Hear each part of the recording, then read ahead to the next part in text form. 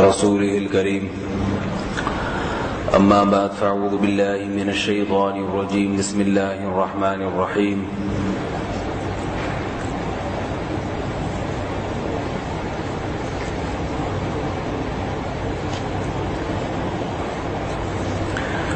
يسبح لله ما في السماوات وما في الأرض له الملك وله الحمد وهو على كل شيء قدير هو الذي خلقكم فمنكم كافر ومنكم مؤمن والله بما تعملون بصير خلق السماوات والأرض بالحق وصوركم فأحسن صوركم وإليه المصير.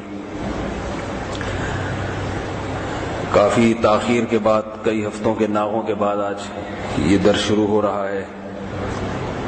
کافی لوگ ٹوٹ بھی گئے ہیں اس کی وجہ سے. تو اب انشاءاللہ یہ پابندی کے ساتھ یہ جو منگل کا درس جو رمضان کی وجہ سے چھوٹ گیا تھا انشاءاللہ اب یہ پابندی کے ساتھ ہوگا. پابندی کا لفظ شاید سمجھ میں نہ آئے تو کنٹینیو ہوتا رہے گا انشاءاللہ. سورہ تغابن شروع کی تھی ہم نے, دوبارہ سے اسی سورت کو شروع کرتے ہیں. یسبح للہ ما فی السماوات وما فی الارض. فرمایا اللہ کی پاکی بیان کرتی ہیں وہ تمام چیزیں جو آسمانوں میں ہیں اور وہ تمام چیزیں جو زمین میں ہیں. زمین اور آسمان کی ہر ایک چیز اللہ کی تسبیح بیان کرتی ہے. اللہ کی تسبیح کسے کہتے ہیں؟ سبحان اللہ. کہتے ہیں نا فلاں آدمی تسبیح پڑھ رہا ہے, کیا مطلب؟ سبحان اللہ کہہ رہا ہے. تو زمین اور آسمان میں جتنی بھی چیزیں ہیں وہ سب سبحان اللہ کہتی ہیں. کیسے کہتی ہیں ہمیں تو نظر نہیں آتا, ہمیں نہ سنائی دیتا ہے. اس کے دو جواب ہیں. ایک تو قرآن مجید نے خود دیا, وَإِن مِّن شَيْءٍ إِلَّا يُسَبِّحُ بِحَمْدِهِ وَلَٰكِن لَّا تَفْقَهُونَ تَسْبِيحَهُمْ. فرمایا آسمانوں اور زمین کی جتنی بھی چیزیں ہیں وہ سب اللہ کی حمد و ثنا بیان کرتی ہیں, سب اللہ کی تعریف کرتی ہیں. وَلَٰكِن لَّا تَفْقَهُونَ تَسْبِيحَهُمْ, لیکن تم ان کی تسبیح کو سمجھتے نہیں ہو. انسان کے سمجھنے کے لیے جو اللہ نے آلات لگائے ہیں نا اس کے دماغ میں, تو وہ مخصوص چیزوں کو سمجھ سکتے ہیں, ہر چیز ان کی سمجھ میں نہیں آتی. جیسے ہر چیز انسان کی پکڑائی میں نہیں آتی تو ہر چیز سمجھائی میں بھی نہیں آتی. ہم اس چیز پہ ایمان رکھتے ہیں جو سائنسدان جس چیز کو لیبارٹری میں ثابت کر کے دکھا دیں کہ اس کا وجود ہے. باقی جو چیز لیبارٹری میں نہ آ سکے ایسی مخلوق کا ہم انکار کر دیتے ہیں. حالانکہ اللہ نے کائنات میں ایسی مخلوق پیدا کی ہے جسے سائنس ٹریس کر ہی نہیں سکتی, جو سائنس کی پکڑائی میں آ ہی نہیں سکتی. فرشتے اور جنات یہ ایسی مخلوق ہیں جو میٹر سے نہیں بنے, مادہ سے نہیں بنے. سائنس کی جو محنت ہے وہ ساری کس پر ہے؟ مادہ اور توانائی. جبکہ جنات کو اللہ نے مادے سے بنایا ہی نہیں, فرشتے بھی مادے سے نہیں بنے. رسول اللہ صلی اللہ علیہ وسلم سے پوچھا گیا تھا سوال, روح کیا چیز ہے؟ یہ جو ہم کہتے ہیں روح جسم سے نکل گئی اور جسم بے جان ہو گیا. پوری باڈی انسان کی ویسے ہی رہتی ہے, کوئی فرق نہیں آتا, مگر مردہ ہوتا ہے. تھوڑی دیر پہلے یہ کیا تھا؟ زندہ تھا. آپ کہیں کہ مردہ اس لیے کہ دل حرکت نہیں کر رہا, تو سوال تو یہی ہے نا کہ اب کیوں نہیں کر رہا؟ سارے جسم تو اسی طرح سے. تو سارے جسم کی حرکت بند ہو جاتی ہے. چاہتا بھی ہے جسم حرکت کرنا تو نہیں کر سکتا. تو نبی صلی اللہ علیہ وسلم سے پوچھا کہ یہ روح کیا چیز ہے؟ روح جو جسم سے نکلتی ہے تو وہی جسم ہے مگر پتھر کی طرح کا ہے، جسے آج کی زبان میں حیات بھی کہہ سکتے ہیں. سائنس نے روبوٹ تو ایجاد کر لیا، روبوٹ بالکل انسان جیسا، اور بہت سارے کام انسانوں سے بھی زیادہ کر لیتا ہے. مشکل سوالات سلجھا دیتا ہے، اس میں کمپیوٹر بھی نصب ہوتا ہے. آپ روبوٹ کو مشکل سے مشکل سوال دیں ریاضی کا، چند سیکنڈ میں حل کر کے دکھا دے گا،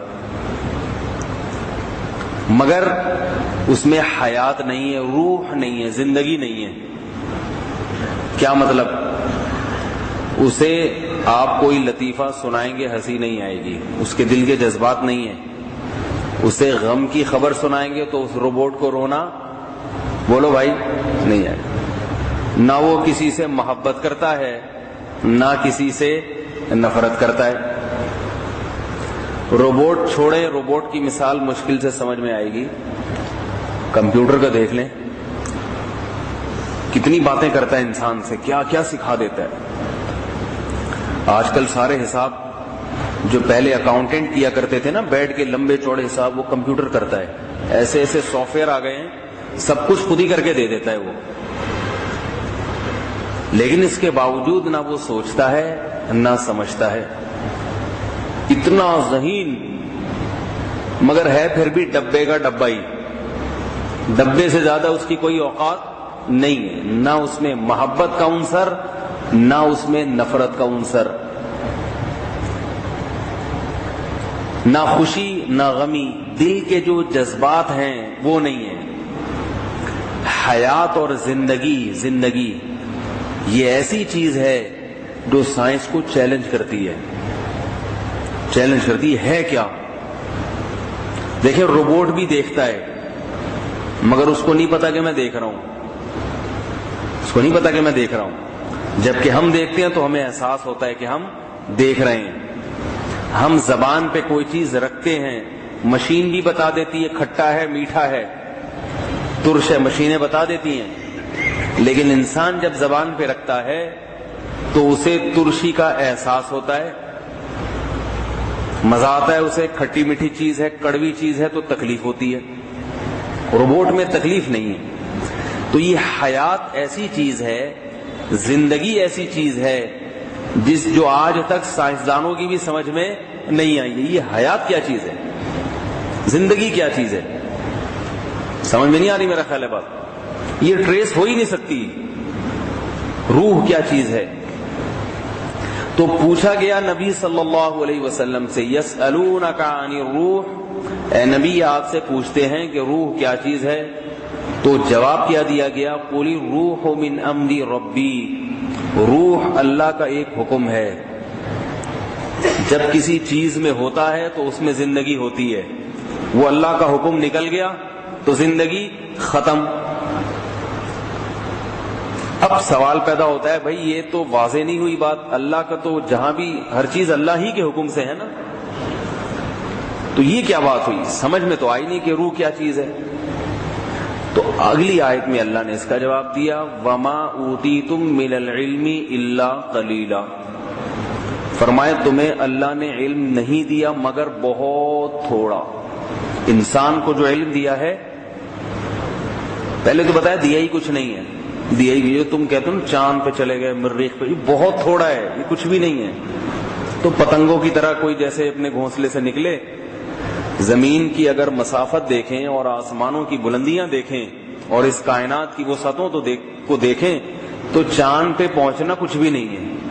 چاند تو سب سے پڑوسی ملک ہے ہمارے، چاند. اور خلا میں جو سفر کیا جاتا ہے نا، جو ناپا جاتا ہے فاصلوں کو، وہ میٹر کلومیٹر میں نہیں ناپا جاتا، وہ نوری سال.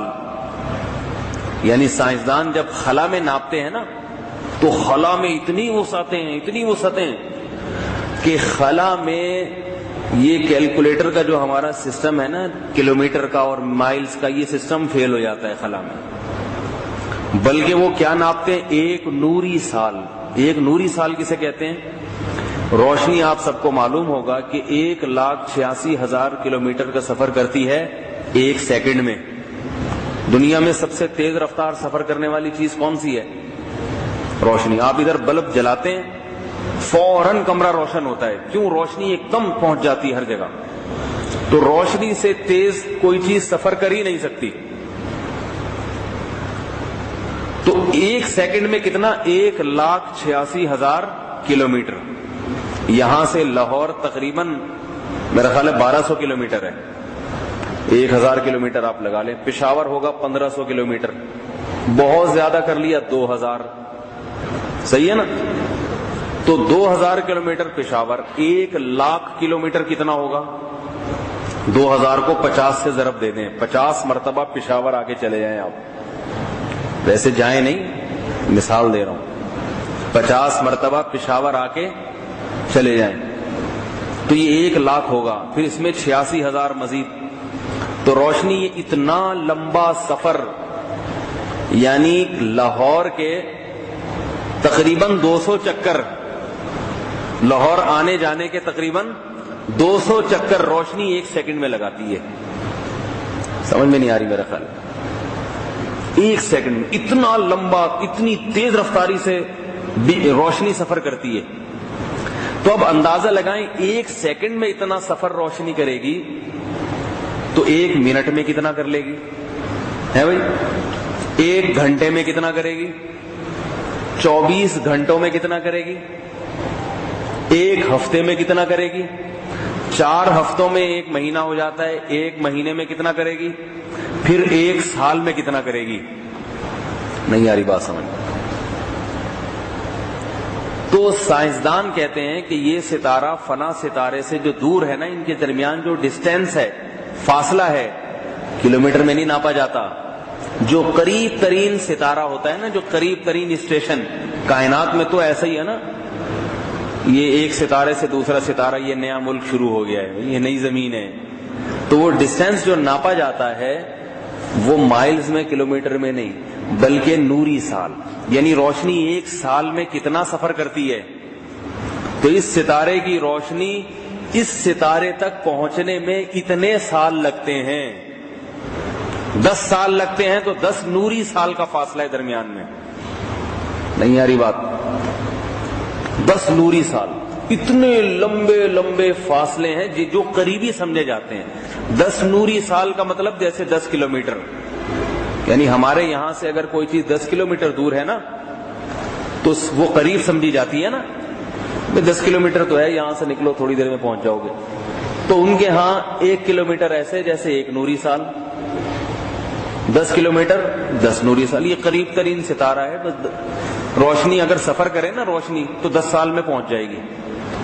روشنی 10 سال میں پہنچے گی تو انسان کتنے سال میں پہنچے گا؟ وہ تو چلتا ہی رہے گا، ناممکن ہے پہنچے. تو اتنی لمبی کائنات، اتنی وسیع و عریض کائنات اللہ نے بنائی، جس کو ناپنے کے لیے اچھا یہ بھی کہا جاتا ہے کہ یہ جو بہت سارے ستارے ہمیں نظر آتے ہیں نا آسمان پہ، یہ کئی سال پہلے ہجرت کر کے یہاں سے جا چکے ہیں. ان کی روشنی کئی سالوں کا سفر کرتے کرتے اب یہاں زمین پہ پہنچ رہی ہے. حالانکہ یہ ان کا وجود ابھی نہیں ہے، جا چکے ہیں. روشنی اب پہنچ رہی ہے تو ہم سمجھ رہے ہیں ستارہ ہے. تو اتنی لمبی کائنات. تو قرآن مجید کیا کہتا ہے؟ وَإِن مِّن شَيْءٍ إِلَّا يُسَبِّحُ بِحَمْدِهِ. ہاں جو میں اصل بات عرض کر رہا تھا کہ اتنی بڑی کائنات میں انسان اگر چاند تک پہنچ جائے، چاند تک، تو ہمارے لحاظ سے تو بڑا تیر مارا. ہمارے لحاظ سے تو ٹھیک ہے، ہم تو انسان ہیں، کمزور ہیں. لیکن اس کائنات کی وسعتوں کو اگر دیکھا جائے، فرشتوں سے پوچھا جائے تو فرشتے کہیں گے چاند تو تمہاری بغل میں ہے، چاند تو تمہاری بغل میں. یہاں تک فرشتوں کے لیے چاند ایسے جیسے یہاں سے انڈا موڑ. ٹھیک ہے نا؟ انڈا موڑ سے آپ چائے پی کے آ جائیں تو فرشتے تو صبح و شام آنا جانا لگا رہتا ہے فرشتوں کا. آسمان سے زمین، زمین سے آسمان. اتنے لمبے لمبے سفر کرتے ہیں. قرآن مجید میں آتا ہے لہو معقبات من بین یدی، یہ فرشتے ہیں نا، ان کی ڈیوٹی چینج ہوتی ہے. حدیث میں آتا ہے صبح جو فرشتے آتے ہیں شام تک رہتے ہیں، پھر شام والے آ کے ان کی ڈیوٹی سنبھالتے ہیں، یہ واپس چلے جاتے ہیں. تو اب آپ اندازہ لگاؤ کہ اتنا لمبا سفر جس میں لاکھوں کہکشائیں آتی ہیں، لاکھوں کہکشائیں. یہ جو ستاروں کا فاصلہ ہے نا اتنے نوری سال، یہ وہ ستارے ہیں جو ایک ہی کہکشاں میں ہوتے ہیں، یعنی ایک ہی خاندان کے ستارے. سمجھ میں نہیں آ رہی بات؟ ایک خاندان کے ستارے جو فیملی کی صورت میں رہتے ہیں، قریب قریب سب دوست ہیں، کوئی بات نہیں ہے، 10-20 نوری سال یا 25 نوری سال بہت قریب ہے. یہ سب ایک فیملی کے ستارے ہیں. تو ایک ستارے کا جو ایک گچھا ہے نا، گچھا، یہ کہکشاں کہلاتا ہے. ایک گچھے میں اربوں ستارے ہوتے ہیں، کروڑوں اربوں، یعنی 100 کروڑ ستارے اندازہ لگائیں تو ان 100 کروڑ ستاروں کے درمیان فاصلہ کتنا ہوگا ہے بھائی؟ تو یہ ایک کہکشاں کہلاتی ہے، ایک کہکشاں. اور ہمارا جو نظام شمسی ہے نا، سورج اور چاند ستارے، یہ جو سورج اور یہ پورے 9 سیارے، یہ اس کہکشاں کا ایک سورج جو ہے اس کروڑوں ستاروں میں سے ایک ستارہ ہے. نہیں آ رہی نا بات سمجھ میں؟ وہ کہیں گے پتہ نہیں فزکس کا چیپٹر شروع کر دیا انہوں نے، کیا شروع کر دیا. میں اصل جو بات بتانا چاہ رہا ہوں نا وہ سمجھنے کی کوشش کریں. کہ آج لوگ کہتے ہیں نا ہماری سمجھ میں عذاب قبر نہیں آتا، ہماری سمجھ میں نہیں آتا یہ فرشتے کیا ہوتے ہیں. تو بھائی تمہاری سمجھ میں آتا کیا ہے؟ تمہاری اوقات کیا ہے زمین میں؟ تمہاری اوقات کیا ہے جو تمہیں ساری چیزیں؟ تمہیں سائنس پہ لوگوں کو بڑا ایمان ہے، سائنسدان عظمت کو سلام. سائنسدان جو بات کہتے ہیں وہ تو غلط ہو ہی نہیں سکتی. او بھائی سائنسدان بھی اس کائنات میں ایک بہت ہی حقیر سی مخلوق ہیں، چھوڑتے رہتے ہیں بیٹھ کے،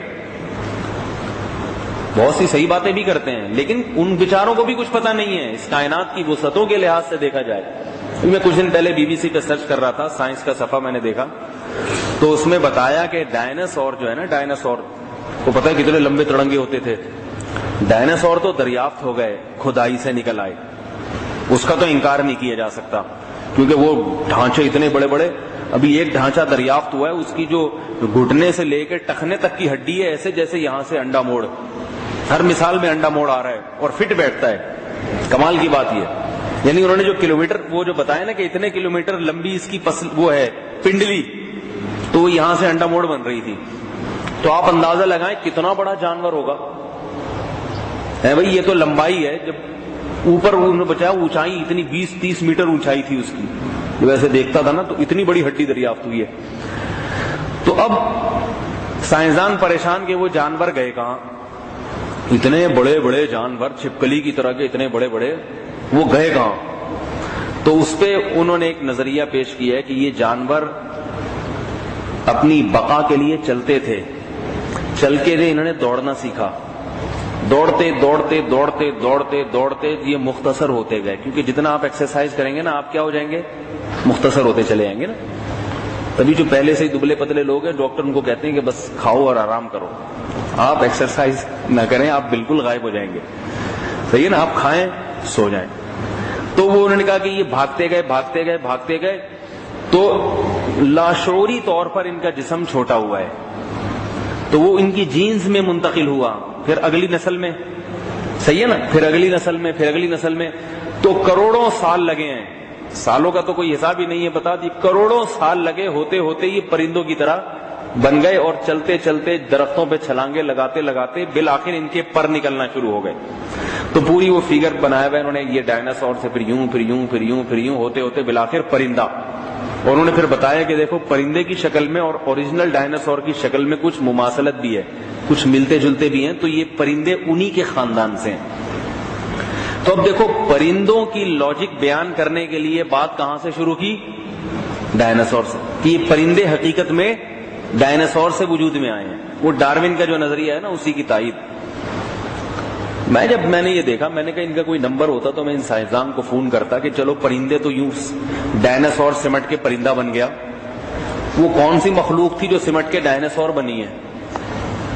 وہ بھی تو کسی سے بنا ہوگا نا. پھر اب دیکھو کتنی موٹی بات ہے، وہ کون سی مخلوق تھی جو سمٹ کے ڈائناسور بنی؟ کیا اس سے بھی بڑی مخلوق تھی؟ اور اگر آپ کہتے ہیں اس سے بھی بڑی مخلوق تو پھر اس سے بڑی مخلوق کے بارے میں سوال ہوگا کہ وہ کہاں سے آئی تھی؟ کیا جنات پھینک کے گئے تھے اوپر سے؟ تو ظاہر ہے یہی ماننا پڑے گا کہ اللہ نے اپنی طاقت قدرت سے ایک مخلوق بنا دی جس کی کوئی لاجک سمجھ میں نہیں آتی، بس خدا نے اپنی قدرت دکھائی ہے. تو یہی بات پرندوں میں کر لو بھائی، کوئی لاجک نہیں ہے، اللہ نے اپنی قدرت سے پرندوں کو بنا دیا. تو اس لیے سائنسدانوں سے بہت زیادہ متاثر ہونے کی ضرورت نہیں ہے. یہ جو کائنات کی ابتدا کیسے ہوئی، اس کے جو تھیوری پیش کی جاتی ہے، اس میں سائنسدان بڑے الجھتے ہیں کہ کیسے ابتدا ہوئی. کوئی نہ کوئی تھیوری تو لانی ہے نا، لیکن جو تھیوری بھی پیش کرتے ہیں اس تھیوری پر اشکالات ہوتے ہیں. جیسے ایک مشہور بگ بینگ کی تھیوری چل رہی ہے نا، ایک دھماکہ ہوا تھا جس سے کائنات وجود میں آئی. اس پہ سب سے بڑا اشکال ہوتا ہے کہ دھماکہ خود سے کیسے ہو گیا اتنا بڑا ہے بھائی؟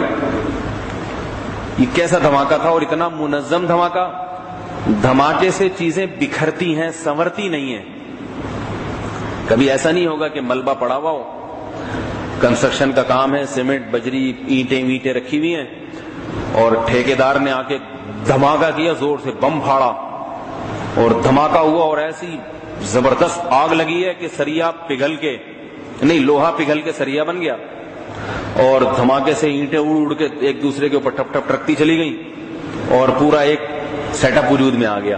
ایسا نہیں ہوتا. دھماکہ ہمیشہ بنے ہوئے نظام کو برباد کرنے کے لیے ہوتا ہے، برباد شدہ نظام کو بنانے کے لیے نہیں ہوتا. جبکہ یہ کائنات برباد شدہ نہیں ہے، مینجمنٹ ہے، اس میں بنی ہوئی ہے، اس میں بارشوں کا نظام ہے، اس میں جو ہے نا وہ سیاروں کی گردش کا نظام ہے، زمین کی گردش ہے سورج کے گرد، چاند کی زمین کے گرد، جس سے تاریخوں کا پتہ چلتا ہے، اور بہت ساری گردشیں ہیں اور مقناطیسی نظام ہے. پھر زمین کے اندر کی چیزوں کو دیکھ لو جو دریافت ہوتی چلی جا رہی ہیں، ساری انسان کے لیے مفید. تو یہ دھماکہ کیسا دھماکہ ہے؟ لیکن بہرحال سائنسدانوں نے یہ دھماکہ کر دیا. ممکن ہے صحیح ہو، لیکن اگر یہ ہوا بھی ہے تو یہ خود سے نہیں ہوا بلکہ یہ دھماکہ کیا گیا ہے. تو بہت ساری چیزیں ہیں. اللہ تعالیٰ قرآن مجید میں فرما رہے ہیں کہ وما اوتیتم من العلم الا قلیلا. یہ جو تمہیں علم دیا گیا ہے نا، سائنس کا علم، ٹیکنالوجی کا علم، جس پہ تم فخر کرتے ہو، اتنا علم ہے، اتنی معلومات اور اتنی ہمارے پاس نالج ہے، ہم یوں کر دیتے ہیں. اللہ فرماتے ہیں کچھ بھی نہیں ہے، کچھ بھی نہیں ہے سوائے تھوڑا سا. قلیل کا معنی تھوڑا، اور قلیل پہ تنوین کا معنی اور بھی تھوڑا، بہت تھوڑا سا ہے. ہم نے اپنے علوم میں سے تھوڑا سا تم پہ چھڑکاؤ کیا، ہلکا سا. اس چھڑکاؤ پہ تم اتنا تکبر کرتے ہو کہ ہمیں آتا ہے، ہماری سمجھ میں یہ بات نہیں آتی، ہم اس کو نہیں مانتے. روح کیا ہے ہماری سمجھ میں نہیں آتی، قبر کا عذاب کیا ہے. یہ بہت سے لوگ جنات کا انکار کرتے ہیں کہ جنات ہوتے ہی نہیں ہیں، سب بنائی ہوئی باتیں ہیں. میں ان سے کہتا ہوں کبھی چڑھ جائے گا نا اس کے اوپر، پتہ چل جائے گا. اس کو ابھی تک آیا نہیں ہے نا. میں نے ایک صاحب سے پوچھا، امریکہ میں رہتے تھے، بہت عرصہ رہے، اور تھے بھی کافی کوالیفائڈ آدمی تھے، پڑھے لکھے لوگوں سے ان کا واسطہ تھا. تو میں نے کہا یہ جو سائنسدان ہیں، آپ امریکہ بھی رہے ہو، جاپان بھی رہے ہو، تو یہ سائنٹسٹ جنات کے وجود کو تسلیم کرتے ہیں کہ جنات بھی ہوتے ہیں؟ تو کہنے لگے کہ لیبارٹری میں تو تسلیم نہیں کرتے، لیکن لیبارٹری سے باہر مانتے ہیں کہ ہوتے ہیں. یعنی لیبارٹری ٹیسٹ میں تو نہیں نکلتا نا جنون، تو ہے ہی نہیں. کہتے ہیں لیبارٹری میں نہیں آتا، لیکن باہر جب نکلتے ہیں تو مانتے ہیں، کیونکہ ان کے رشتہ داروں پہ بھی جن چڑھے ہوئے ہوتے ہیں بہت سو کے. وہ خود ہوتے پتہ نہیں اردو اسپیکنگ ہے مگر عربی بول رہا ہے. جنات کسی پہ آ جائے نا، اردو اسپیکنگ آدمی عربی میں باتیں شروع ہو. جن عربی آئے، سعودی عرب سے چڑھا تھا اس کے اوپر، ٹھیک ہے نا، اور پتہ نہیں کس کس قسم کے ہوتے ہیں، لیکن اکثر فراڈ ہی ہوتے ہیں. یاد رکھو کبھی کبھار ہوتا ہے جن، یہ جو آج کل جن ون چڑھ رہے ہیں نا، یہ جن ون نہیں ہوتے، یہ کچھ اور کہانیاں ہوتی ہیں.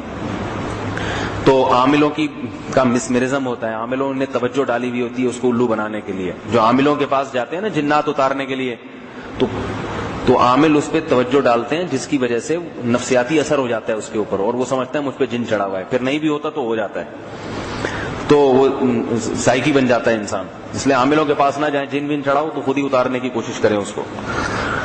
تو میں یہ کر رہا تھا کہ اللہ نے کیا فرمایا، وما اوتیتم من العلم الا قلیلا. تمہیں علم نہیں دیا مگر بہت تھوڑا. تو اسی میں اللہ نے بتا دیا روح کی ڈیفینیشن کیا ہے. اللہ نے بتا دیا کہ ہمیں معلوم ہے روح کسے کہتے ہیں، مگر ہم نے تمہیں سمجھایا تو تمہاری سمجھ میں نہیں آئے گا کیونکہ تمہیں علم بہت تھوڑا۔ کیا مطلب؟ دیکھو کسی علم کو سمجھنے کے لیے بھی کچھ استعداد ہونی چاہیے۔ اب آپ ایک کمپیوٹر سکھا رہے ہیں کسی ایسے گنوار کو، دیہاتی کو، جو ساری زندگی گدھا چلایا ہو اس نے، اب آپ اس کو سکھا رہے ہیں اور وہ بھی بڑی عمر میں، تو سمجھ میں آئے گا اس کے؟ وہ کہے گا یہ ڈبے یہ مشین کو میں مانتا ہی نہیں۔ آپ کہیں بھائی دیکھو اس میں ایف کا بٹن دباؤ ایف لکھ کے آئے گا، اس میں انٹرنیٹ بھی چلتا ہے، اس میں وہ کہتے ہیں جاؤ یہ سب جھوٹ بلوت۔ تو آپ کا قصور نہیں ہے، بات یہ کہ وہ اس کا دماغ اس چیز کو ایکسپٹ کرے گا ہی نہیں۔ جیسے ایک دیہاتی آدمی آ گیا نا پرانے زمانے کا، تو وہ ٹرین میں سفر کیا اس نے، اس کا تو دماغ ہی مانتا نہیں تھا کہ یہ ٹرینیں بھی ہوتی ہیں اور ایسے بھی ہوتا ہے، لیکن کسی نے ٹرین میں بٹھا دیا۔ اب وہ گیا تو ٹرین جو ہے نا پشاور اسٹیشن پہ رکی، ٹرین کی دھلائی ہوئی، واپس آ گئی، تو یہ اس کی برتھ پہ آنکھ لگ گئی، یہ سو گیا، اس کو نہیں پتا چلا کہ اب ٹرین واپس آ رہی ہے، پشاور سے ہو کے واپس کراچی آ رہی۔ لیکن یہ سائنس کی ترقی سے بڑا متاثر تھا کہ بھئی اتنی تیز ٹرین چل رہی ہے، اور ایسے مان گیا بھئی کچھ ہے۔ جب ٹرین واپس آ رہی تو اس نے نیچے والے سیٹ والے آدمی سے پوچھا بھئی کہاں جا رہے ہو؟ اس نے کہا کراچی۔ کہتا ہے یار سائنس نے بڑی ترقی کی ہے، ایک ہی ٹرین ہے، اوپر والی برتھ پشاور جا رہی ہے اور نیچے والی سیٹ کراچی جا رہی ہے۔ ٹھیک ہے،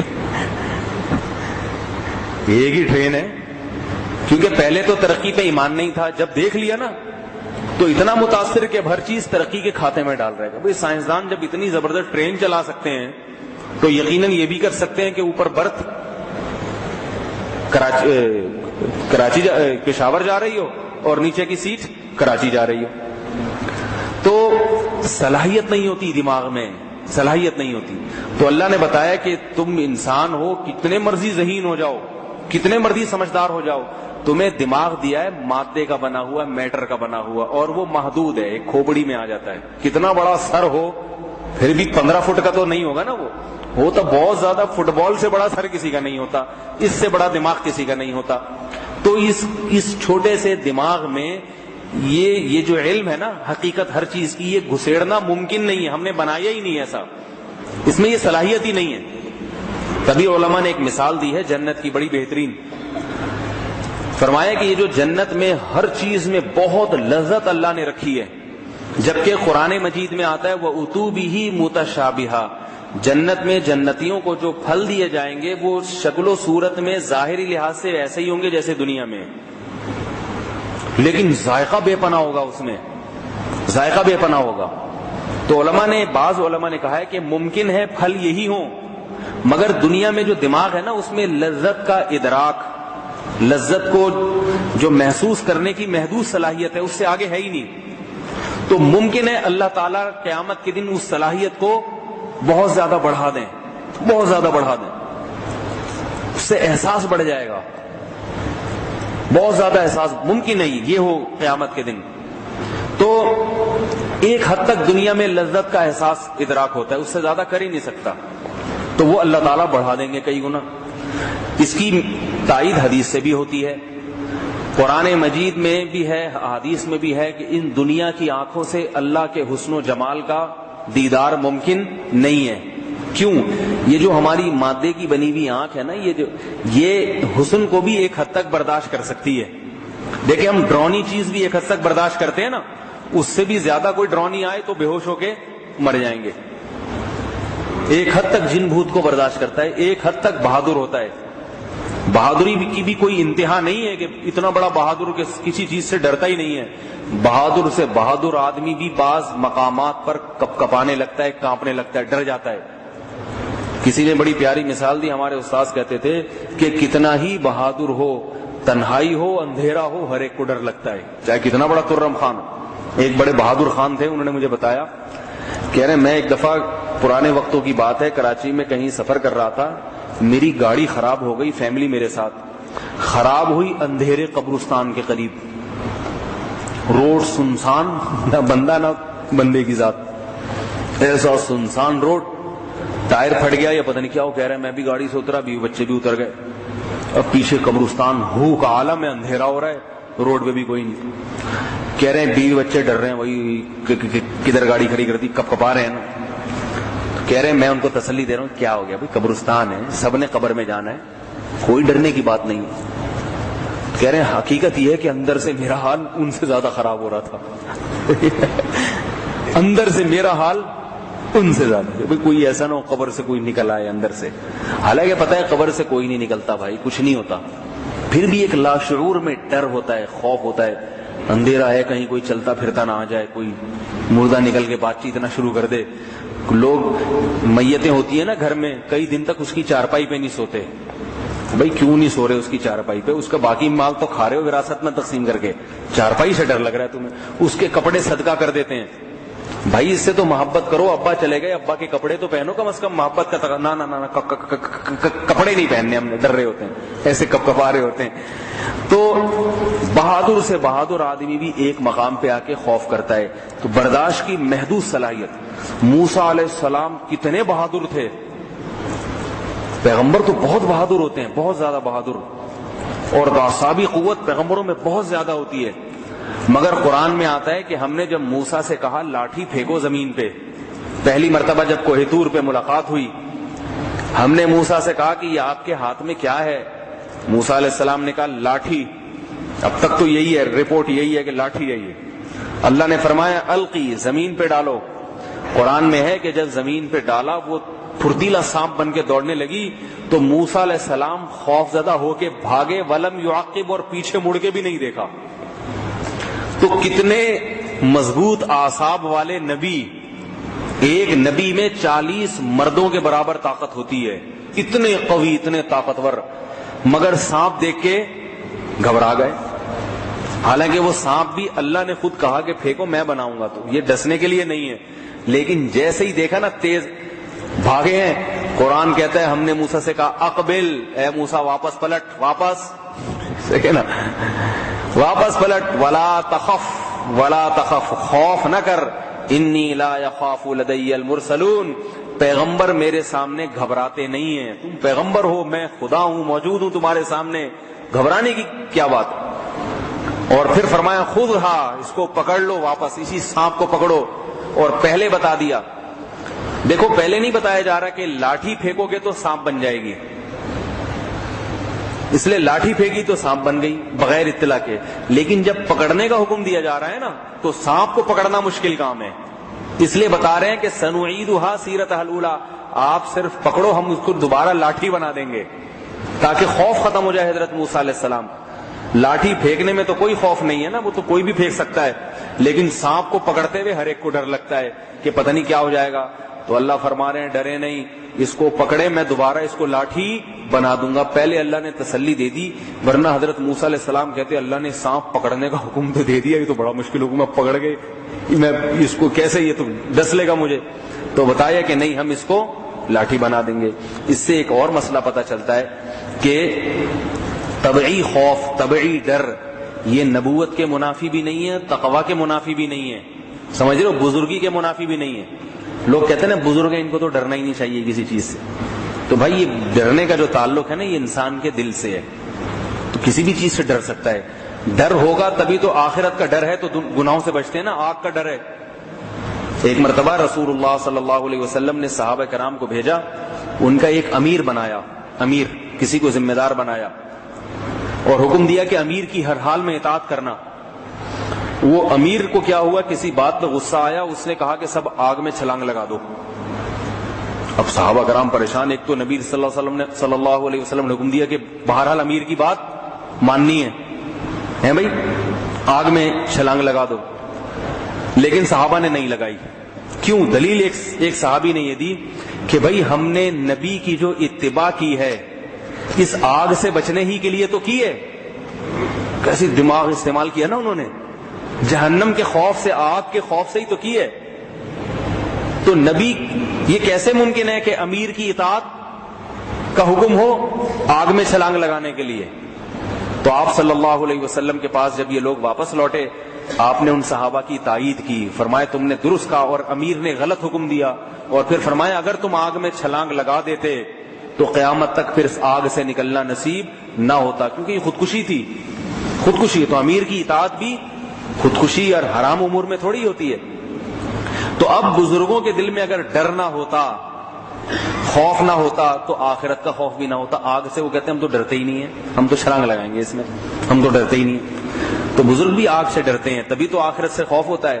اور یاد رکھو، نیک آدمی کے دل میں بھی لالچ ہوتی ہے، خواہشات پوری کرنے کا جذبہ ہوتا ہے، تبھی تو جنت کی لالچ میں وہ عبادت کرتا ہے. یہاں جو لوگ خربوزے کھا رہے ہیں، تربوز کھا رہے ہیں، پکوڑے کھا رہے ہیں، سموسے کھا رہے ہیں، اس کا بھی دل چاہتا ہے کہ کاش میں بھی کھا لوں. دل نہ چاہتا تو جنت کی لالچ نہ ہوتی. نہیں آ رہی میرا خیال ہے بات سمجھ میں؟ دل چاہتا ہے تو جنت کی لالچ بھی ہوتی ہے. تو یہ سوچ کے یہاں کے سموسے پکوڑے چھوڑ دیتا ہے، حلال پہ گزارا کرتا ہے کہ یہ وہاں زیادہ اچھے مل جائیں گے. بد نظری کا دل چاہتا ہے، اس کا بھی کوئی خوبصورت عورت جا رہی ہے، اس کا بھی دل چاہتا ہے دیکھ لوں، لیکن جنت کی حوروں کی لالچ میں نہیں دیکھتا. کہتے ہیں یہاں صبر کر لو، وہاں اس سے بھی اچھی ملیں گی. دل خوش ہوتا ہے، یار اس سے بھی اچھی، کتنی اچھی ہوں گی بھائی، ہے بھائی، جب اس سے بھی اچھی ہیں کتنی اچھی ہوں گی.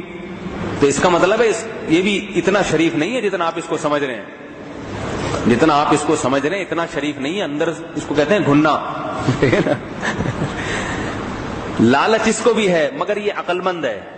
یہ فانی چیزوں پر، جو ہمیشہ رہنے والی چیزیں ہیں نا، اس کو ترجیح دیتا ہے کہ جو ہمیشہ ملنے والی چیز ہے عزت کے ساتھ ملے گی، غیرت کے ساتھ ملے گی، وہ صحیح ہے.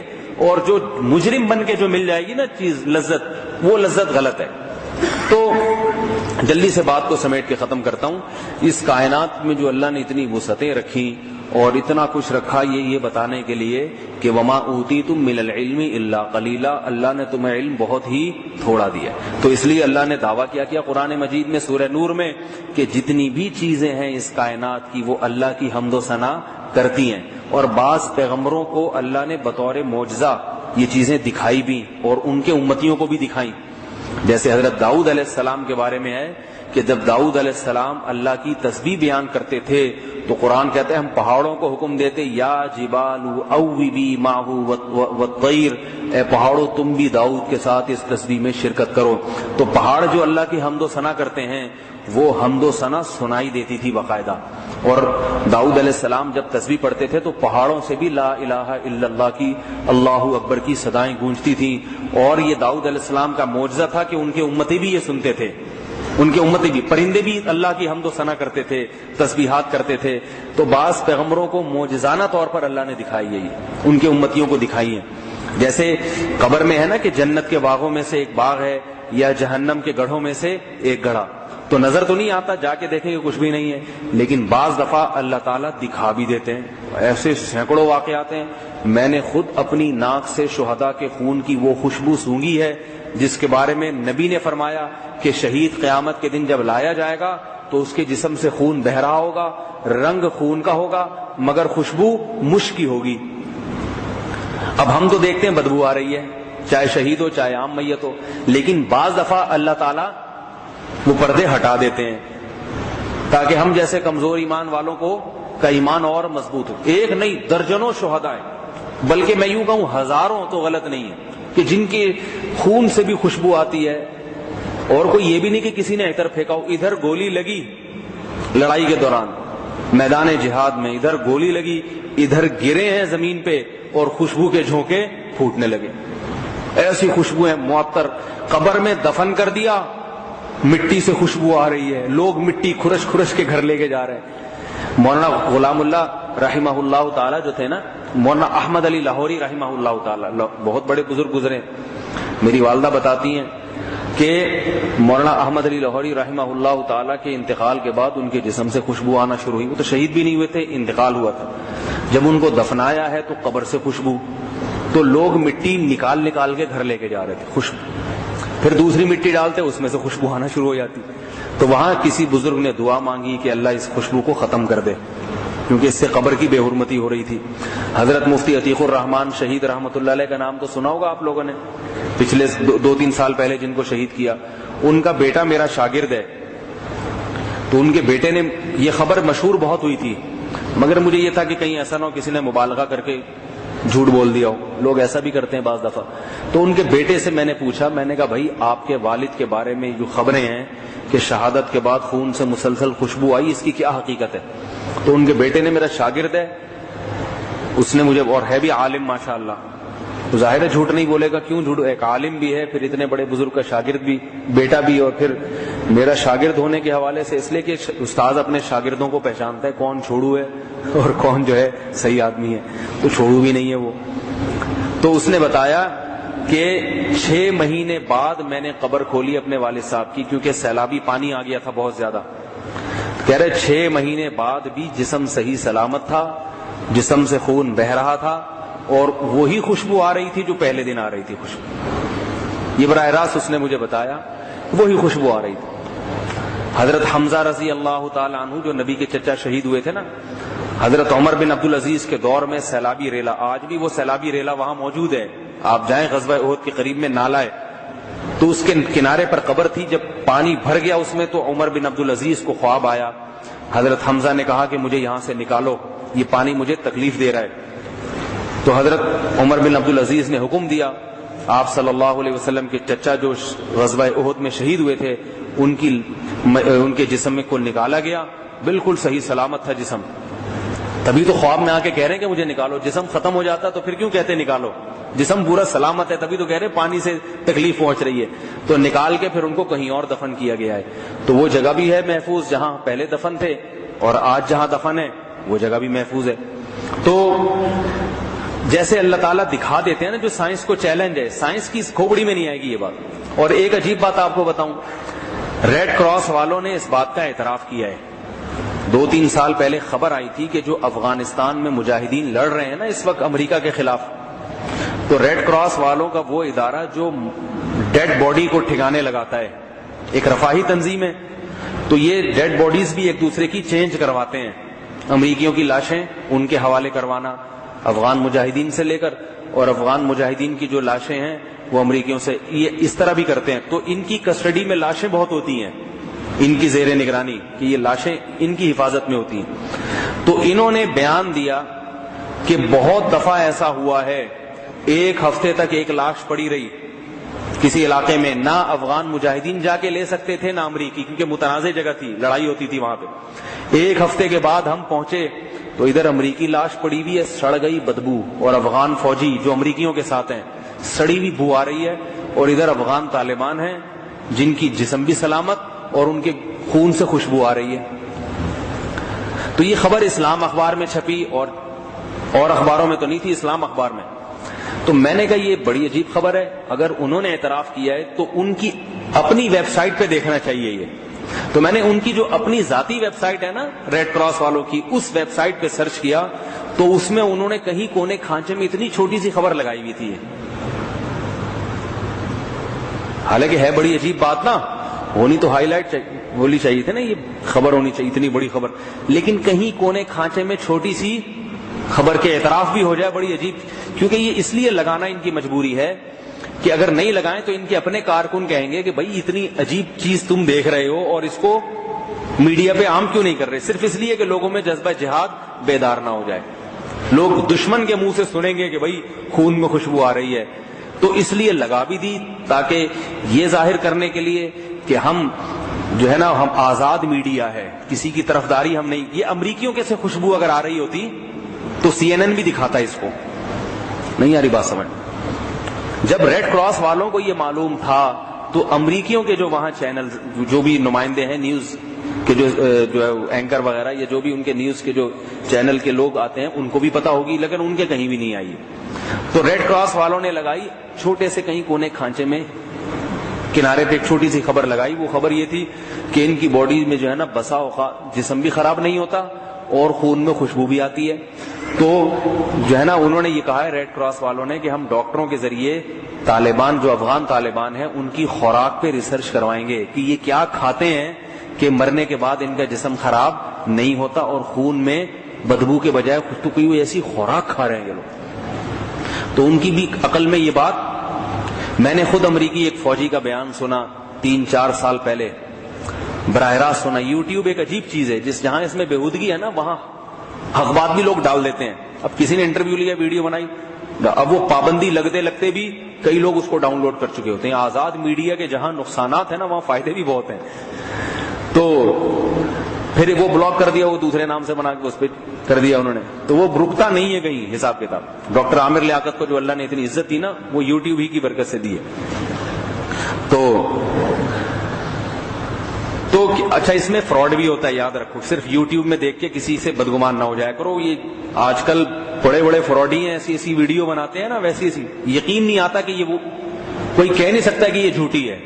تو اس لیے شریعت کا اصل حکم یہی ہے کہ کسی کے بارے میں 99 احتمالات ہوں, 99 کہ یہ برا آدمی ہے, اور ایک تعویل ایسی ہو سکتی ہو جس سے یہ اندازہ ہو کہ نہیں ممکن ہے کچھ گڑبڑ کر دی ہو کسی نے, تو اس ایک احتمال کو ترجیح دی جائے گی. سمجھے نا, کسی کی عزت بہت اہم چیز ہے. باقی ڈاکٹر عامر لیاقت کے بارے میں اس قانون کو اس لیے استعمال نہیں کر رہا کہ وہ آدمی منافق نہیں ہے, وہ خود کہتا ہے کہ میں فراڈی آدمی ہوں.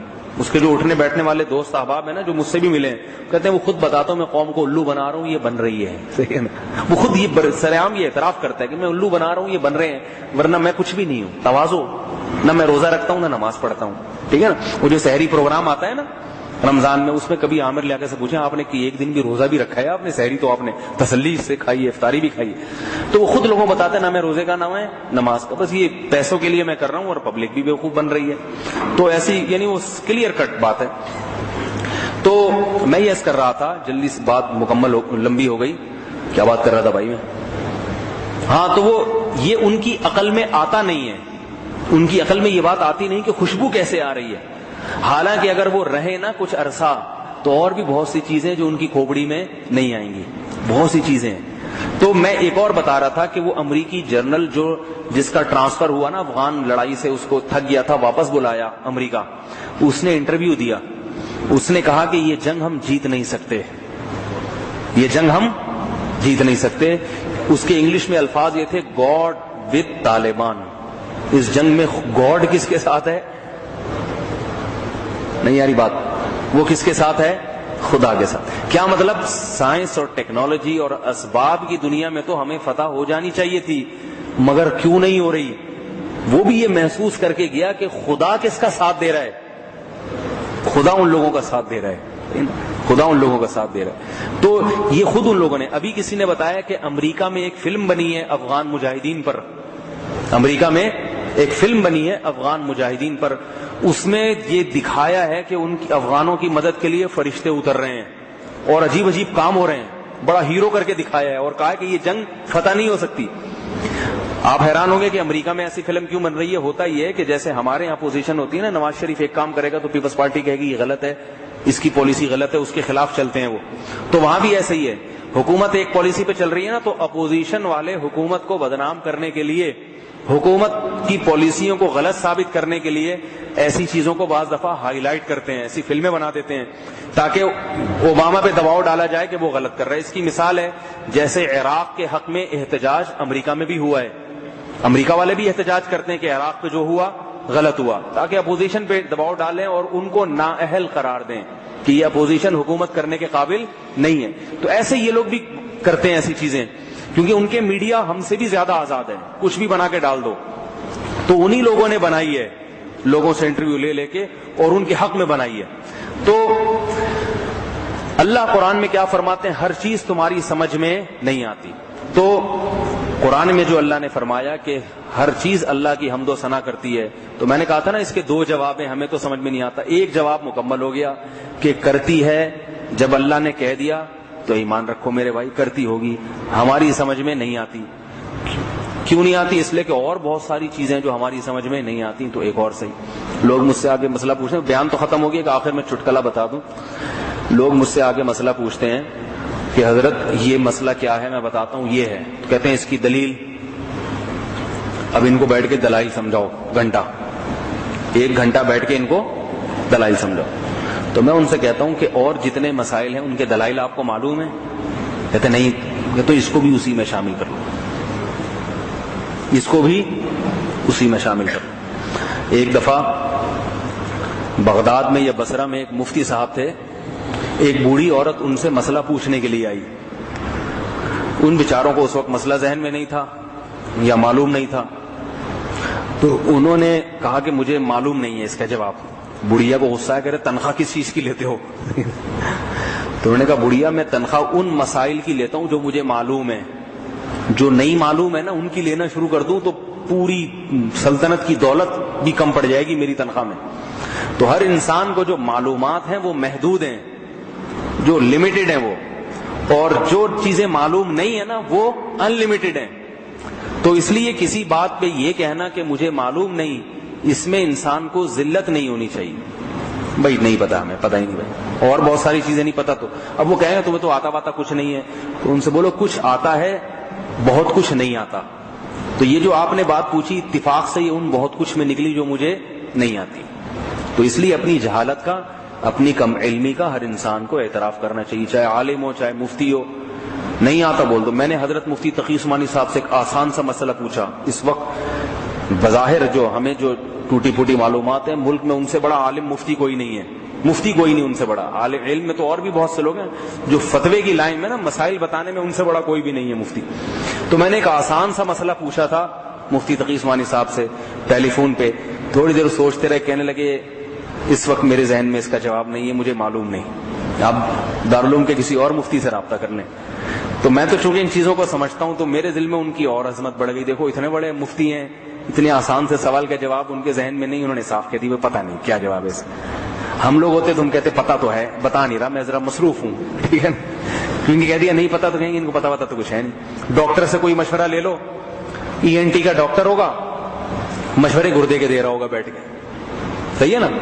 تو ہر آدمی ہر فیلڈ میں, کوئی بیمار ہو جائے نا, بیمار فوراً آ کے, اب کھانسی, مجھے ایک دفعہ کھانسی ہو گئی بہت ہی زیادہ, ٹھیک ہی نہیں ہو رہی. اب ہر آدمی آ کے, آپ ایسا کریں میں آپ کو ایک نسخہ بتاتا ہوں ایک دم ٹھیک ہو جی. کیا آپ ایسا کریں, گڑ لے کے نا اس کو کوٹیں, اس کو دودھ میں ڈالیں, ابالیں اور گرم گرم پی جائیں. دودھ تھوڑی دیر میں دوسرا آ رہا ہے. بھائی شہد ہے نا, شہد میں نے کہا ہے, ادرک کو کوٹیں شہد ملائیں, وہ چاٹ لیں. کوئی کیا بتا رہا ہے, کوئی کیا بتا رہا ہے. تو جس کے سامنے بھی ایک دفعہ کھانس لو وہ ایک نسخہ لے کے پہنچا ہوا. ہر آدمی حکیم بنا ہوا ہے, ہر آدمی طبیب بنا ہوا ہے. تو بھائی جس چیز کا علم نہیں ہے بول دو میں جاہل ہوں, مجھے کیا پتا. ہم بھی تو ڈاکٹروں کے سامنے اپنے آپ کو کہتے ہیں ہمیں نہیں پتا, بھائی یہ ڈاکٹر سے پوچھو, صحیح ہے نا. اور کمال کی بات ہے دنیاوی علوم میں تو لوگ یہی کرتے ہیں اکثر, ڈاکٹر کی بات ڈاکٹر سے پوچھیں گے, بھائی ہمیں نہیں پتا, یہ تو ڈاکٹر مشورہ دے گا. اور حکیم کی بات حکیم سے پوچھیں گے, سائنسدان کی بات سائنسدان سے. لیکن جہاں دین کا معاملہ آتا ہے تو ہر آدمی مفتی بنا ہوا ہے, ہر آدمی.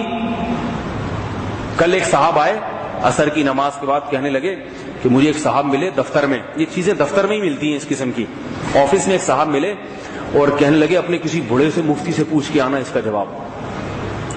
میں نے کہا کیا بھائی؟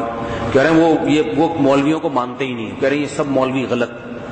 میں نے کہا کیا بھائی بات کیا ہوئی ہے؟ کہہ رہے ہیں وہ قرآن, وہ جو مولوی لوگ کہتے ہیں نا طلاق اس طریقے سے ہوتی ہے تو یہ غلط کہتے ہیں, قرآن مجید میں تو ایسا اس کے خلاف لکھا ہوا ہے, اور ہم تو صرف قرآن کو مانتے ہیں, قرآن میں یہ لکھا ہوا ہے. تو میں نے کہا کہاں لکھا ہوا ہے بھائی بتا دو ہمیں بھی. تو اس نے آیت پڑھی, میں نے کہا یہ تو نہیں لکھا ہوا ہے, اس کا ترجمہ کسی سے کروا لو. یہ تو وہ لکھا ہوا ہے جو میں جو مسئلہ بتاتا ہوں, یہ علماء جو مسئلہ بتاتے ہیں وہ لکھا ہوا ہے. پھر میں نے کہا اس سے کہنا کہ وہ صرف جاہل نہیں ہے, وہ جہل مرکب ہے. وہ جو آپ کو آفس میں ملا ہے نا, جہل مرکب کہتے ہیں کہ انسان جاہل ہو اور اسے یہ بھی پتا نہ ہو کہ میں جاہل ہوں. اتنا بڑا جاہل کہ اس کو اپنی جہالت کا بھی علم نہیں ہے, یہ اس کو کہتے ہیں. پھر کہنے لگا, وہ دوسری بات کہنے لگا, قرآن مجید میں آتا ہے لا تحلقوا, عربی میں تو نہیں پڑھ رہا تھا, وہ اردو میں پڑھ رہا تھا نا, عربی بھی نہیں آتی تھی. تو کہہ رہے لا, میں آپ کو آیت کا ترجمہ یعنی عربی میں بتا رہا ہوں کہ آیت یوں ہے لا تحلقوا رؤوسکم حتی یبلغ الہدی محلہ, کہ اپنے سر کو نہ مڑواؤ جب تک قربانی نہ کر لو. تو حاجی لوگ قربانی بعد میں کریں گے, سر پہلے منڈائیں گے, ایسا ہی ہوتا بھی ایسا ہی ہے. لیکن بخاری میں اس کے خلاف لکھا ہوا ہے. ایک صحابی نے عرض کیا, یا رسول اللہ میں نے غلطی سے یا جان کر یا بھولے سے ایسا ہو گیا, مجھ سے مسئلے کا علم نہیں تھا, میں نے قربانی پہلے کر لی, سر بعد میں مڑوایا. تو آپ علیہ السلام نے فرمایا کچھ بھی نہیں, ٹھیک ہے. تو دیکھو بخاری میں کچھ اور, قرآن میں کچھ اور, اس کا مطلب یہ بخاری صحیح نہیں ہے. میں صرف قرآن کو مانتا ہوں, صرف اور صرف قرآن. یہ آفس میں وہ صاحب ان کو ورگلا رہے تھے, کہہ رہے میں ان کی باتوں سے بہت متاثر ہوا ہوں. میں نے کہا بالکل بھی متاثر نہ ہو, ان کی باتوں سے متاثر نہ ہو, بلکہ ان سے کہیں کہ وہ باتیں آپ کے بجائے مجھ سے کرے آ کے یہاں. میں نے کہا ان لوگوں سے باتیں کرنے کے لیے اللہ نے ٹوٹا پھوٹا ہمیں علم دیا ہے, ہم سے باتیں کرے. اور میں نے کہا وہ زہر کا پیالہ پی لے گا مگر مجھ سے باتیں نہیں کرے گا، یہ بتا دوں گا، نہیں کرے گا، وہ آپ سے ہی کرے گا باتیں. پھر میں نے اس کو اس کا جواب دیا کہ قرآن اور حدیث میں تضاد نہیں ہے. وہ جواب نہیں دیتا، وقت بہت لمبا ہو گیا ہے. تو کہے گا اچھا یہ تو آپ کہہ رہے اور بھی سوالات ہیں، بہت سارے پیپر پہ لکھے ہوئے ہیں. میں نے کہا اتنا ٹائم نہیں ہے وہ سوالات کے جوابات دیتے رہیں، تو میرے کچھ سوالات ہیں وہ آپ ان سے جا کے پوچھ لیں. تو پہلے ان کو آمادہ کریں اور بولیں آپ کے تو 2 سوال کا میں جواب لے آیا ہوں، باقی سوالات کبھی لے آؤں گا، لیکن اب کی باری مولوی صاحب کی ہے، 2 آپ کے تو 2 ہمارے بھی ہونے چاہیے. بھائی یہ تھوڑی کہ ہم آپ ہی کے سوالات کے جوابات دیتے رہیں بیٹھ کے، آپ سوال ہم جواب آپ سوال. وہ ایک صاحب نے بتایا کہ ان کو کوئی متشدد قسم کے غیر مقلد ٹکر گئے دفتر میں. انہوں نے کہا اس کی کیا دلیل ہے، حدیث لے کر آؤ اس پر. ہے بھائی وہ سوال یہ کیا انہوں نے، اہل حدیث صاحب نے ان سے دفتر میں، آفس میں، وہ بھی آفس میں سوال یہ کیا کہ نماز میں آپ سورہ فاتحہ امام کے پیچھے نہیں پڑھتے ہیں بھائی؟ تو یعنی حدیث میں آتا ہے کہ جو فاتحہ نہیں پڑھتا اس کی نماز نہیں ہوتی. تو چلو امام پڑھتا ہے تو آپ کہتے ہو مقتدیوں کی طرف سے بھی پڑھ لی، لیکن نماز جنازہ میں کیوں نہیں؟ وہ لوگ نماز جنازہ بھی پڑھتے ہیں نا، تو آپ نماز جنازہ میں کیوں نہیں پڑھتے؟ حالانکہ حدیث میں تو ہے کہ جو فاتحہ نہ پڑھے اس کی نماز نہیں. تو نماز جنازہ بھی تو نماز ہی ہے نا، اس میں بھی پڑھا کرو. ہے بھائی سوال سمجھ میں آیا؟ تو وہ کہنے لگے کہ اپنے کسی مولوی صاحب سے سوال کرو، مولوی صاحب سے سوال کرو کہ حدیث میں آتا ہے کہ جس نماز میں فاتحہ نہیں ہے وہ نماز نہیں ہے. تو نماز جنازہ بھی تو نماز ہے، اس میں اگر فاتحہ نہیں ہوگی تو وہ بھی نماز نہیں ہوگی، تو اس میں فاتحہ کیوں نہیں پڑھتے؟ تو میں نے اس سے کہا کہ اس شرط پہ جواب دوں گا کہ اگلے سوال سے پہلے پھر میرے ایک سوال کا جواب دوں. یہ تھوڑی کہ وہی کرتا رہے. تو میں نے کہا اس کا پہلے آپ کو جواب دے دیتا ہوں کہ صحیح مسلم کی حدیث میں آتا ہے کہ جو فاتحہ فصاعدا من لم یقرأ بفاتحۃ الکتاب فصاعدا، کہ جو سورہ فاتحہ اور مزید سورت ملا کے مزید قرآن کی تلاوت نہیں کرتا اس کی نماز نہیں ہوتی. تو نماز جنازہ میں پھر اگر یہی منطق آپ پیش کر رہے ہیں تو صرف فاتحہ نہیں اس کے ساتھ سورت بھی ہونی چاہیے. تو آپ صرف سورہ فاتحہ کیوں پڑھتے ہیں نماز جنازہ میں، سورت کیوں نہیں ملاتے؟ نہیں آ رہی نا بات سمجھ؟ تو سب کہیں گے اچھا یہ تو مجھے پتہ ہی نہیں تھا، یہ تو مجھے پتہ. میں نے کہا یہ سوال کریں اور پھر اگلے سوال سے پہلے اپنا ایک سوال کر دیں کہ آپ حدیث کو جو دعویٰ کر رہے ہیں ہر چیز حدیث سے ثابت ہے، ہر چیز حدیث سے آپ دکھاتے ہیں. تو ان سے ایک سوال یہ کر لیں کہ جب رکوع کے بعد سمیع اللہ لمن حمیدہ کہہ کے آپ کھڑے ہوتے ہیں ہاتھ چھوڑ کے، تو ہاتھ باندھ کے کھڑے ہونا چاہیے یا ہاتھ چھوڑ کے کھڑے ہونا چاہیے؟ اگر باندھنا چاہیے تو اس پہ کیا حدیث ہے، ہاتھ چھوڑنے چاہیے تو اس پہ کیا حدیث ہے؟ صحیح حدیث تو دور کی بات، کوئی ضعیف ہی دکھا دو. تو قرآن حدیث سے کرتے ہیں نا فیصلے آپ، قرآن حدیث کے علاوہ آپ کسی چیز کو فالو نہیں کرتے. تو ہم تو کہتے ہیں باپ دادا کو فالو کر رہے ہیں، ابا دادا ایسے ہی پڑھتے تھے، ہم بھی ایسے، ہم تو ہیں ہی گمراہ مقلد جاہل لوگ، ہمیں پتہ وتا کیا ہے قرآن حدیث. ہمارے پاس تو جواب آسان ہے کہ ہم تو اندھے مقلد ہیں بھائی، پتہ وتا ہی کچھ نہیں. باپ دادا کو دیکھا، امام حنیفہ کے بارے میں سنا ایسے پڑھتے تھے وہ، اور سارے ایسے، تو ہم بھی ایسی پڑھتے آ رہے ہیں، ابا دادا کے پیچھے چل رہے ہیں. آپ چونکہ قرآن و حدیث کو فالو کرتے ہیں، آپ یہ نہیں دیکھتے کہ مسجد کا امام کیا کر رہا ہے، فلاں کیا کر رہا ہے، امام حنیفہ نے کیا کہا، فلانے نے کیا کہا. تو آپ تو حدیث کو، تو حدیث میں کیا ہے، ہاتھ چھوڑنے چاہیے یا ہاتھ باندھنے چاہیے؟ میں نے کہا پوچھیں. اس کے بعد اگلا کوشچن اس کی طرف سے نہیں آئے گا، قیامت تک اسی کا جواب تلاش کرتا رہے گا. تو 1 ہفتہ ہو گیا کہ دوبارہ فون نہیں آیا ان کا. تو پتہ نہیں کہاں سے کہاں بات چلی جاتی ہے. میں کیا کہہ رہا تھا، کدھر کو بات چلی گئی، کیا کہہ رہا تھا میں یہ بات یہاں کدھر سے آ گئی بھائی؟ ویسے ہی نہیں آ گئی، کوئی لنک بنا ہوگا اس کا پیچھے. بہرحال جیسے بھی آ گئی ٹھیک ہے، تو آ گئی. اللہ تعالیٰ فتنوں سے محفوظ رکھے، اور اللہ اس کے رسول کی جو اصل تعلیمات ہیں نا، توجہ دیا کریں والدین کے حقوق پر، شراب سے بچو، زنا سے بچو، جو قرآن کی اصل تعلیمات ہیں. آج لوگ فرقواریت کے خلاف عنوان ہوتا ہے، فرقواریت ختم کر رہے ہیں، مگر آگ لگا رہے ہیں مسلمانوں میں، فرقواریت پیدا کر رہے ہیں ختم کرنے کے بجائے. ایسے فتنوں سے اللہ ہم سب کی حفاظت فرمائے. وما علینا الا البلاغ.